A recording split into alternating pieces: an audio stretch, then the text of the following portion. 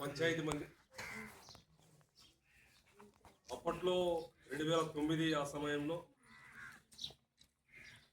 ఇంటి సర్వే కానీ జనాభా లెక్కలు కానీ అప్పుడు తీసిన సమయంలో 85-90 ఇళ్ళ వరకు మన ఊరి లెక్క వచ్చింది. ఆ 85-90 ఇళ్ళ వరకు లెక్క ఏదైతే ఉందో అప్పుడు ఒకసారి 2009లో ఒకసారి అన్ని ఇళ్లలో ఉన్న జనాభా ఆ లెక్క తీసుకున్నారు. అప్పుడు ఉన్న పిల్లలు ఎవరెవరైతే ఉన్నారో ఆ పిల్లలందరూ లెక్క కూడా తీసుకున్నారు. దాని తర్వాత 2013 ఒక కటాఫ్ పెట్టుకున్నారు. ఫస్ట్ కటాఫ్ 2013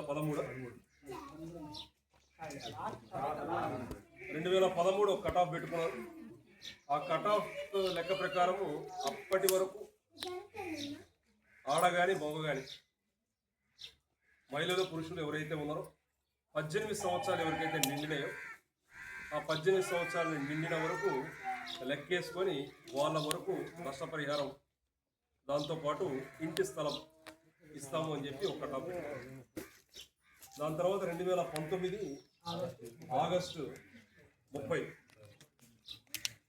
జగనన్న ముఖ్యమంత్రి అయిన తర్వాత జగనన్న మళ్ళీ ఆ కట్ ఆఫ్ డేట్ పెంచి 2019 ఆగస్టు వరకు ఎవరికైతే 18 సంవత్సరాలు నిండినాయో మహిళలు కానీ పురుషులు కానీ వాళ్ళకు మళ్ళీ లెక్కేసి వాళ్ళ వరకు ఎవరికైతే 18 సంవత్సరాలు నిండినంత వరకు మళ్ళీ నష్టపరిహారం కింద వన్ టైం సెటిల్మెంట్ కింద వాళ్ళందరినీ చేర్చడం జరిగింది. ఇప్పుడున్న ప్రభుత్వం ఈరోజు ఒక నెల రోజుల ముందు ఇప్పుడున్న ముఖ్యమంత్రి చంద్రబాబు నాయుడు గారు ఒక 300 కోట్లు ముందుకు తీసుకొచ్చి ఎటువంటి కట్ ఆఫ్ డేట్ లేకుండా ముందు జగనన్న పెట్టిన కట్ ఆఫ్ డేట్ ఏదైతే ఉందో 2019 ఆగస్టుకే ఆ కట్ ఆఫ్ డేట్ కూడా ముందుకు పోయినారు.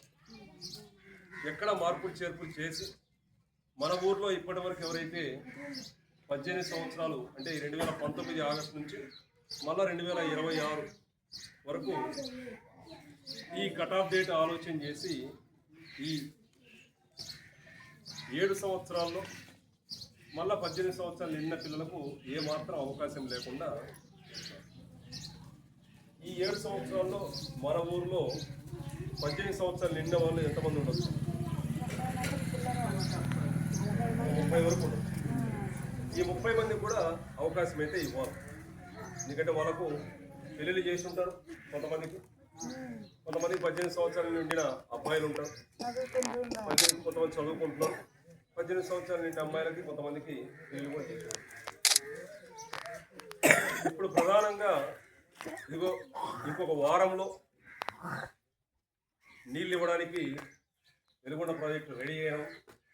అక్కడ రెడీ అయిందో లేదో అనేది పక్కన పెడితే నీళ్ళు ఇవ్వడానికి అన్ని విధాలుగా అవకాశాలు ఉన్నాయా లేదా అని కూడా పక్కన పెడితే నీళ్ళు ఇవ్వడానికి రేపు నెలాఖరు లోపల ఆగస్టు నెలాఖరు లోపల నీళ్ళు ఇవ్వడానికి రెడీ అయినాం.